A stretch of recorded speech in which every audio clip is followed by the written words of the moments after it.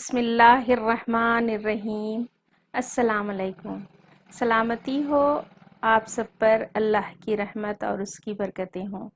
تعمیر نو میں آپ سبھی کا خیر مقدم ہے۔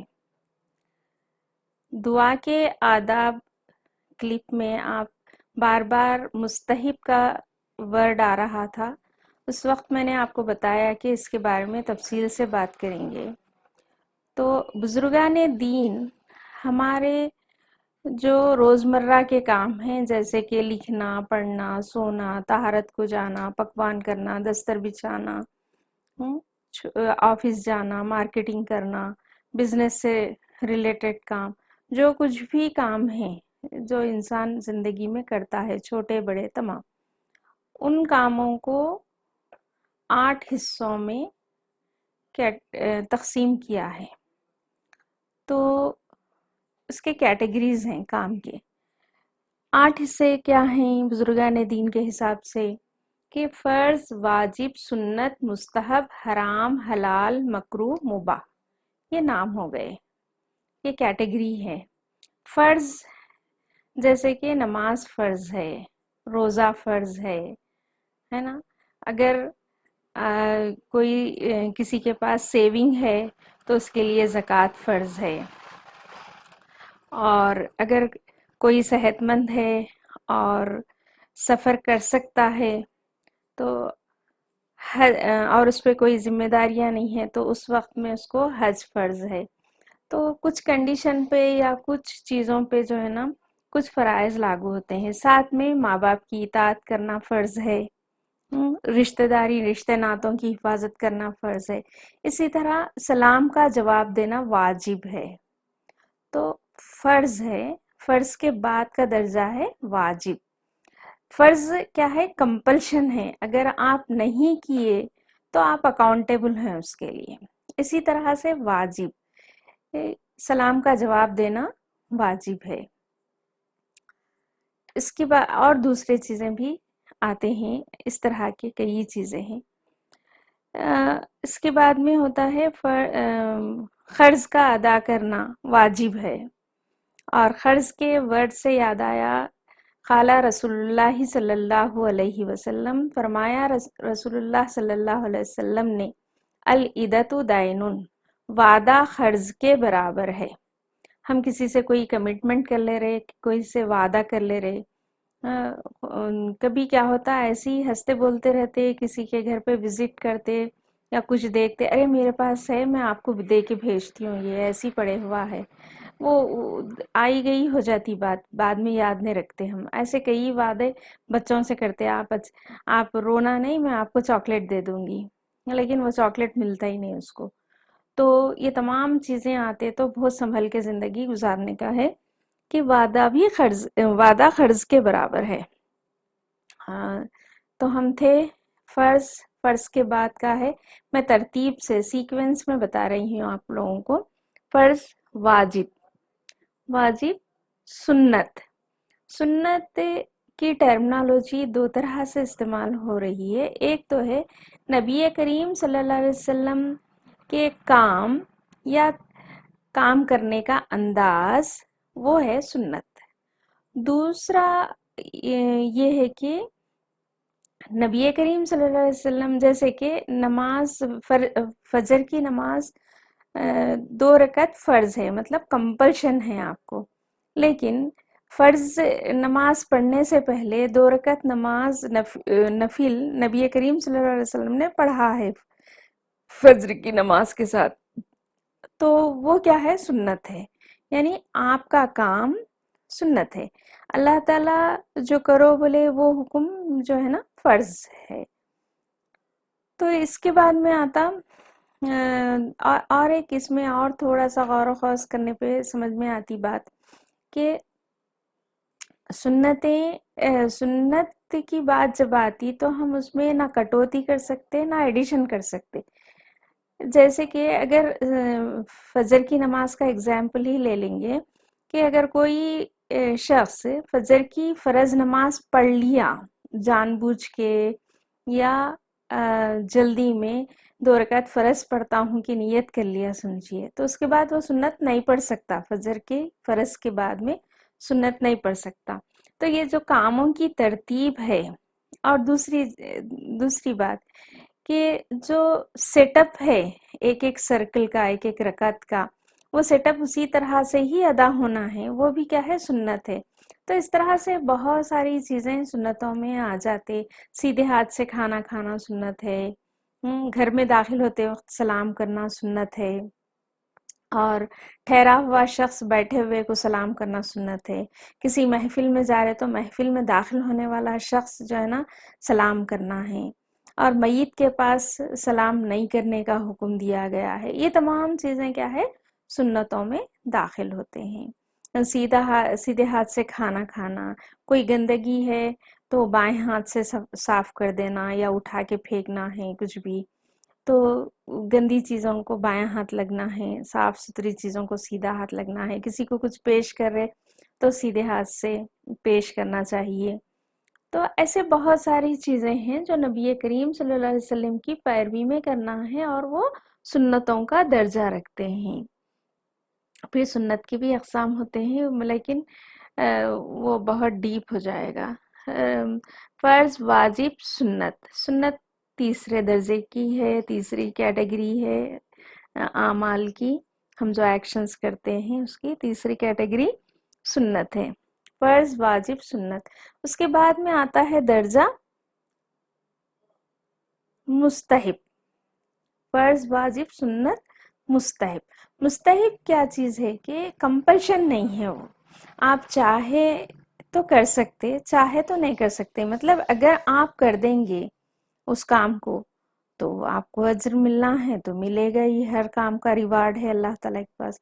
समझिए कि आप अगर वो काम नहीं करे तो उसकी कोई पूछ नहीं है। जैसे आजकल का करंट वो ये है लोगों के जहनों में कि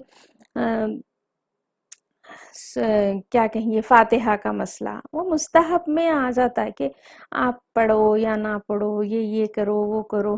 हाँ, अलबत्ता ये बात सही है कि पर्टिकुलर टाइम पे पर्टिकुलर पकवान के साथ ये बिदअत है, वो तो बिल्कुल सही बात है। अदरवाइज़ अगर आप इसाले सवाब कर रहे हैं, कुरान की तिलावत कर रहे हैं, नहीं, ये तमाम मुस्तहिबात में आ जाता, और उसका जो है ना सवाब अपने मरहुमीन को या अपने ज़िंदा रहने वालों को पहुंचा रहे हैं। ये सब मुस्तहिब चीज़ें हैं। फ़र्ज़, वाजिब, सुन्नत, मुस्तहब। हराम, हलाल, मकरूह, मुबाह, बाकी के 4 चीज़ें हैं। हराम है प्रोहिबिटेड, जिसको बिल्कुल नहीं करना चाहिए। जैसे शराब पीना हराम है, इसी तरह से गुस्सा करना भी हराम है।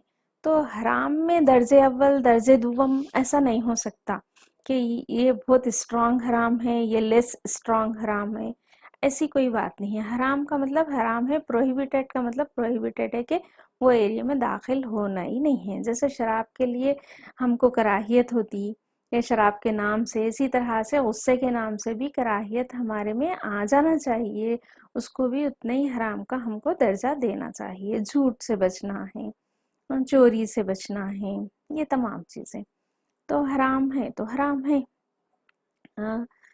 अच्छा, हराम से एक नाजुक बात, ये रमज़ान का महीना चल रहा है, तो देखिए कि हम जितने चीज़ें मतलब खाना पीना, ये तमाम चीज़ें जो हम आम दिनों में कभी भी कर सकते हैं, हलाल है। वही हलाल चीज़ रमज़ान में रोज़े की हालत में हराम हो जाती है ना। बड़ी बारीकी की बात है ये कि आप रोज़े की हालत में हैं तो आप पानी नहीं पी सकते, आप खाना नहीं खा सकते, किसी चीज़ को चख नहीं सकते। तो हराम और हलाल का ऐसा। उसके बाद में है हराम, हराम फिर हलाल। हलाल वो चीज़ जिसको करने का अल्लाह ताला ने हुक्म दिया है, वो हलाल है। साफ सुथरा पानी पीना है, वो हलाल है। रिज़्क़ तय्यब खाना है, सिर्फ कमाई पे हलाल नहीं, बहुत सारी चीज़ें जैसे कि गोश्त हलाल, ऊँट का गोश्त हलाल है, बकरी का गोश्त हलाल है, लेकिन जो है ना कुत्ते का गोश्त हराम है, नहीं खाना है। تو ایسے ہی جن چیزوں کے جو ہے نا کرنے کا حکم ہے وہ حلال چیزیں ہیں اور ان کو قرآن شریف میں گنوایا گیا ہے، ان کی لسٹ دی گئی ہے۔ اسی طرح سے شادی بیاہ کے موقع پر کچھ رشتے حلال ہیں جس سے شادی جائز ہے، کزنس وغیرہ، اس کی بھی سورہ نساء میں لسٹ موجود ہے۔ اور کچھ رشتے حرام ہیں، اس کی بھی لسٹ موجود ہے، ان سے شادی نہیں کی جا سکتی۔ تو رشتوں کے وقت میں بھی حرام اور حلال کا لحاظ رکھنا ہے۔ مکروہ مباح اس کے بعد کے درجے ہیں، حرام حلال کے بعد میں مکروہ اور مباح۔ مکروہ کا مطلب ہے کہ کراہیت والی چیز، جس سے کراہیت پیدا ہو، مطلب کہ اگر آپ کے جسم پہ یا آپ کے کپڑوں پہ تھوڑی سی غلاظت کسی بھی طرح کی لگی ہوئی ہے اور آپ جلدی میں نماز قائم کر لیے، اس طرف دیکھے نہیں، تو اللہ تعالیٰ کراہیت کے ساتھ اس کو قبول کر لیتے ہیں، مکروہ ہو جاتی ہے وہ نماز۔ یا نماز میں زور سے ہنس دیے تو نماز ٹوٹ جاتی، لیکن نماز میں مسکرا دیے کر دیے تو نماز کے کیا ہوتی ہے، مکروہ ہو جاتی ہے، کراہیت والی ہو جاتی ہے۔ تو اس طرح سے کوئی چیز آلودگی اگر مل جائے، کسی اچھے کام کے کرنے میں کچھ آلودگی مل جائے تو وہ مکروہ ہو جاتا، پولیوٹ نہیں ہونا، کام خالص رہنا ہے۔ اس کے بعد میں مکروہ کے بعد میں ہے مباح۔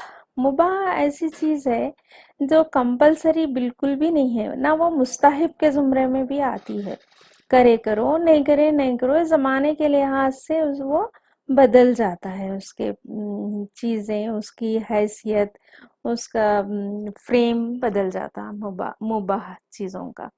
جیسے کہ سمجھیے کہ میں اگر پردہ کر رہی ہوں تو میں اسکارف کے بجائے، لمبی اوڑھنی کے بجائے، دوپٹے کے بجائے میں سلیبا کوئی راؤنڈ والا اگر پہن رہی ہوں تو بھئی آپ وہ پہن کے کور کرو کہ یہ پہن کے کور کرو، یہ مباح چیزیں ہیں۔ آپ کالے رنگ کا برقع پہنو یا رنگین برقع پہنو، یہ مباح میں آنے والی چیزیں ہیں، تو اس پہ کچھ ڈسکس کرنے کی کوئی چیز نہیں ہے۔ یہ زمانے کے لحاظ سے اور خطے کے لحاظ سے بھی لوگ جو ہے نا اس کو اپنا لیتے ہیں۔ جیسے آپ لوگ دیکھتے ہیں کہ ایرانی لوگ ہیں، بڑی چادر کا استعمال کرتے، تو ان کا بھی پردہ ہو جاتا۔ اور ہمارے پرانے مطلب 50 سال پرانے زمانے میں ہمارے خواتین بھی، مسلم خواتین ہندوستان کے، وہ لوگ بھی بڑی چادر کا استعمال کرتے تھے، سلا ہوا برقع نہیں استعمال کرتے تھے۔ آج کل عبایا جس کو کہہ رہے ہیں، تو اس کی نوعیت الگ ہے، اس کی نوعیت الگ ہے، لیکن دونوں بھی کیا ہے، برقعے کے طور پہ یعنی حجاب کے طور پہ استعمال کر رہے دونوں چیزوں کو بھی، تو یہ مباح چیزیں ہیں۔ ایسے برقع اوڑھنا کمپلسری ہوگا، لیکن برقعے کی جو نوعیت ہے، جو اس کا کٹنگ ہے یا رنگ روپ ہے، ڈیزائننگ ہے، وہ مباح میں شامل ہے۔ اس پہ آپ ایسے بھی اپنا لو یا ویسے بھی اپنا لو، اس سے اس کا کچھ بھی ربط نہیں ہے۔ امید ہے کہ باتیں بہت ساری کلیئر ہو چکی ہوں گی کہ مستحب، بار بار پچھلی ویڈیو میں مستحب آ رہا تھا، دعا میں، دعا مانگنے کے طریقے میں یہ مستحب ہے وہ مستحب ہے بول کے، تو اس کے لیے، اس کی توضیح کے لیے یہ کلپ بنائی میں۔ اور مزید کہیں کچھ سمجھ نہیں آ رہا تو ہمارے اطراف میں ائمہ ہیں، ہمارے اطراف میں خطیب ہیں، کوئی بھی جاننے والے ہیں، ان سے پرٹیکولر کوئی چیز کے بارے میں پوچھنا ہے تو پوچھا جا سکتا ہے۔ یہ صرف اہل شریعہ لوگ ہی بتا سکتے کہ مزید اس کی، اسی لیے میں زیادہ تشریح نہیں کی اس کی، بس چھوٹی سی بات بتا دے رہی کہ ہم جو بھی کام کرتے ہیں وہ کام کو 8 زمروں میں تقسیم کیا گیا ہے: فرض، واجب، سنت، مستحب، حرام، حلال، مکروہ، مباح۔ تو جزاکم اللہ خیرا کثیرا، والسلام۔